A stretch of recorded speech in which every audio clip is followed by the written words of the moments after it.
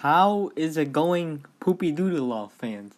Here we have this new format of a video where instead of just listing every song, every mainstream song of every month and saying it's either good or bad, I will now talk about the songs a bit. This is a prototype video. This is a test to see if it works out well, if people enjoy watching it. After I upload this, I will wait to see how many views it gets. Then I'll go into YouTube Studio. I will look at the retention time and see if people only watch an average of 20 seconds, I will not make another video like this. If people watch an average of 4 minutes, then I absolutely will make more videos like this for every month. That will be even more work, but it is entertaining, so I do not mind. So here we have this slideshow over here. I made a slideshow. It just has every song, and I will now talk about them. They're listed in alphabetical order by their artist's name. Of course, we are halfway through August by now, so I do not remember what some of these songs sound like. I am basing this off of memory from a few weeks ago, but let us jump into the video. First, we have Love We Lost. This song is something that I've heard many times on radio. I live in Canada. The radio is like this. We have some electro pop hits, and this one is one of the better ones. It sounds pretty good. He has this dude, whoever was singing. There are three artists here. I'm not sure who is the producer, who is the singer at this moment, but whoever's singing has some really nice verses. It's just the chorus sounds like it's missing something before the big drop. Now, Beyonce, Break My Soul. This was a pretty good choice for the lead single of her new album, which unfortunately did not do as well as I had hoped. I wanted to kick Heat Waves out, but oh well. So this song is, it's a bouncy, fun little banger with a really nice sample. Now, Black Eyed Peas, Shakira, and David Guetta with Don't You Worry. This is, of course, one of my favorites of the month. I've listened to this way too much. It takes, once again, it's another one of those electro pop songs, but it takes every good part about the electro pop songs. It does it incredibly well, and all in one song. It's really not that much. It's like an overly positive song. They are using very generic flows. They've used them many times before, but it sounds really good. I don't know why. Then we have some singles from Brent Faiyaz's new album, Wasteland. I don't remember what they sound like. I am very sorry. All mine, I have no idea what it sounds like. Here, Ghetto Gatsby. I remember I did not like it because of Alicia Keys, which was very disappointing for me. I expected more. Here, I remember both of them sound very good, and it's a fine song. Feel Your Heart interlude. It's just an interlude. It does a good job as an interlude, though. Loose Change. I do not remember. I'm very sorry. Price of Fame. I do not remember. In Rolling Stone, I remember my man puts up a lot of emotion into this one, and it sounded pretty good. Now, For My Hand, this is a collaboration that I was not expecting to exist, let alone hit the Canadian Hot 100, but they don't sound bad at all. This is a cool little vibe. It's decent. They don't do much good, but they don't do much bad either. I can't say anything negative about it, except for the fact that Ed Sheeran is okay. We have a mega collab from Calvin Harris, Justin Timberlake, Halsey, and Pharrell Williams for Stay With Me. So Calvin Harris does a really good job producing, and Halsey's hook just carries the entire song. I love it way too much. I don't know why. Even her little ad-libs on the pre-chorus as well. Pharrell Williams, I'm not sure what he's doing, but Justin Timberlake does his part well as well. This is real good. I'm glad that I can hear this on the radio instead of some other garbage. Now, this song was a bad word in its name. Lil Durk does okay, Cardi B does good, and then Kanye does terrible, and it does not balance out. Very sorry. This one from Jungkook, well, not, but Charlie Puth featuring Jungkook, it like I found it really interesting. It's like it tries to be something new and experimental a bit, and it just doesn't work out because it still sounds so like something I've heard before, even though I'm pretty sure it really isn't. Plus, the way Charlie Puth or whoever the producer is made in the chorus, some parts to play out of one speaker and other parts play out of the other to represent the left and right. It's just not good. I did not like. And now we have some Chris Brown from. That was a bad album, but Jack Harlow has an amazing verse. Chris Brown does not. And then Lil Baby has a much worse verse than Jack Harlow on this one, and Chris Brown is even worse. This one I do not remember what it sounds like, but it has Lil Wayne and no longer Young Blue, just Blue here, so it can't be that bad. But I'm pretty sure it was still bad. I didn't like it. WizKid over here. I have no memory of what happened here. I do not remember it. This must be a single because it had its own cover and everything, but it also had a video. But once again, I don't remember. Very sorry. At the End of a Bar from Chris Young. This sounds like any other Chris Young single. It adds nothing new except for Mitchell Tenpenny, who just makes the song worse. Nope. City Girls and Usher. Usher has a great hook as usual. He always has good hooks. City Girls, not as good as the hook, but they are still good enough, even if lyrically they are incredibly uninteresting. They can carry the song a long while. Wild as Her. This one is about how, what was it? It's like how his girl that he just got is a real wide one and he's just tagging along for the ride or something like that, and it did have the tempo to really represent that. I liked it. I just haven't listened to it since. Where did you learn how to do that? At first I did not remember what he was talking about what by that, but now that I look at that cover over there, that really ugly one, I think I know. And I also remember why I did not like it. Oh yeah, we have this record from Drake, Honestly Nevermind. He switched from Ribbity Raps to House. It did not work out well. We all know that already. But I don't even think it's that much worse than Certified Lover Boy, but oh well. A Keeper, I don't remember. Calling My Name, the lyrics here are sus. They are almost so bad that it's a bit entertaining to see how bad it is. But it's not that bad, so this song's just bad. Okay, Currents, it had some type of squeaking bed sample throughout the whole track that was not very good. It's not very good. I know Mr. Krabs feels about it. And Downhill is my favorite from the record. It's really low key. It doesn't have much in it. It's just a bit of Afrobeat drums or something.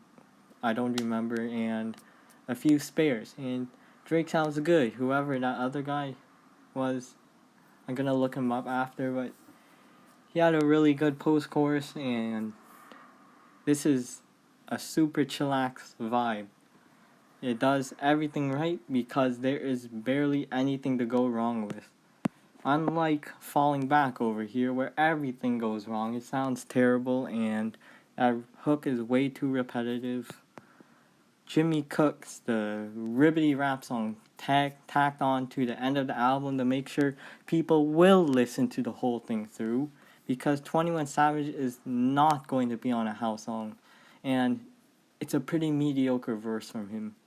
Like, that's still a good thing because it's 21 Savage, but for him that's a pretty mid verse, and yeah, it just feels really out of place because, Drake Drake obviously featured 21 Savage because on Certified Lover Boy, the biggest song from it was also had a 21 Savage feature, so now he's just doing it again for more money, I guess. And it worked. It hit number one, but that just doesn't feel right with me because like people are always saying, Drake, you have to switch up your flows and stuff, and then the moment he does, people skip to this. And Drake realized that it's like he's playing with his fans. I don't really enjoy it. Flight's book, I have no idea. Liability was like one of those slow down and reverb videos on YouTube. Like you'd search anything. I'm like, I want to listen to Marshmello and Bastille's Happier, and then I can see a slowed plus reverb version after I scroll down through videos. I don't know why. They sound terrible, but Drake didn't even wait for that. He already put out a slowed and reverb version of his own song before even releasing an original, and it sounds so bad. I do not get it. Massive. This one actually almost works as a super cool, bouncy, fun a house party thing that people will listen to and dance to, but there's some kind of car alarm or something that plays through it. I'm not sure why. Overdrive. This is the house song off the album that actually does what it tries to do. It does it pretty well. I can say that. I like it. Sticky is just boring. It was boring. The lyrics were boring. It was just flexing that does not even make sense, and the beat was boring, and Drake over here is boring. Now Text Go Green, I'm pretty sure this was 5 minutes or something very uninteresting. Tie That Binds should not be very good, but I get some weekend vibes from it. I'm not sure why. Like After Hours, the title track vibe, where he goes, "Oh baby," it's the same thing. They both start off the chorus with the same line. Now, please excuse me for that terrible singing. From the D to the LBC, Eminem does his usual verse, and Snoop Dogg also does his usual verse over a very bass boosted instrumental. And Snoop Dogg goes off like usual. That's what his usual verse is, and Eminem does fine too. They both do great. Paris to Tokyo, I do not remember. I'm very sorry. Pick Me Up, I do not remember either. Nope. Sharks, I do not remember. This time it's a good thing because I remember it sounded so bad. I could not even listen to the whole thing. It was terrible. Every single part of it. Like the production, the lyrics, every vocal note that my man tries to hit over here, I do not remember, but I am very glad. I do not want to listen to this again. Ingrid Andress and Sam Hunt. Andress sounds pretty good, like usual, and then Sam Hunt sounds terrible, like usual, and they try to sing together. No chemistry, and Sam Hunt's terrible voice takes over, and it's not good. Wastin' Whiskey was pretty fun. It was like, I do not remember. That's a cool cover. Son of a Sinner, I really like this song because he sounds so sincere in wanting to stop his alcohol or something like that, and he is treating it like it's the devil and he has become a sinner, and he sounds so nice with his voice, even though he used to be a rapper, but that's really cool. J-Hope, Arson, I love this song way too much. I do not know why. When I first listened to it, it was pretty strange. I did not know what was going on. It was he was just rhyming the same word over and over with a tiny bit of percussion, a pretty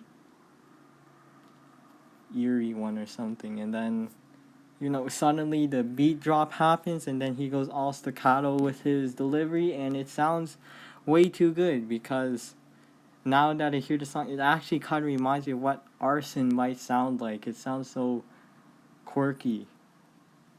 in a very good way. I really like this.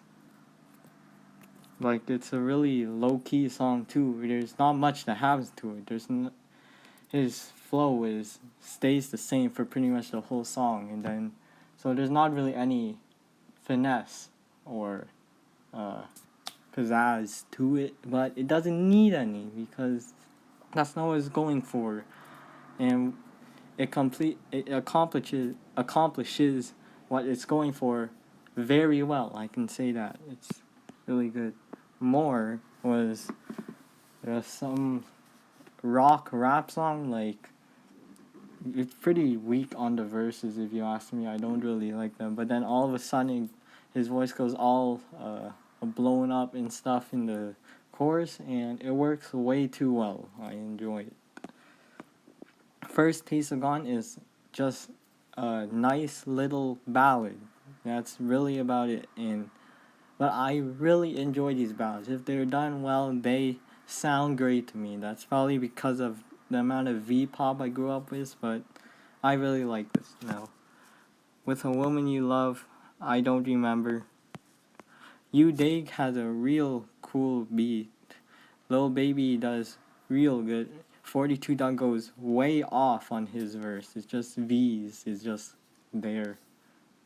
I don't get it. Another song with a bad word in its name. The same bad word too. And they're talking about like other rappers. They're saying like, I think it was this song. They're talking about, you keep talking about your experiences with the hood and stuff, but I've had way more. You're just trying to tag along for the popularity. And yeah, Lil Durk does have the, what's it called? I forget the word. He has the,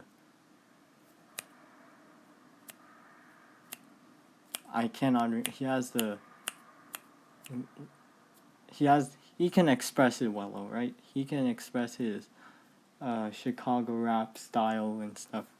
Well, this one, I don't remember. It was like, lyrically it was bad. That's all I remember.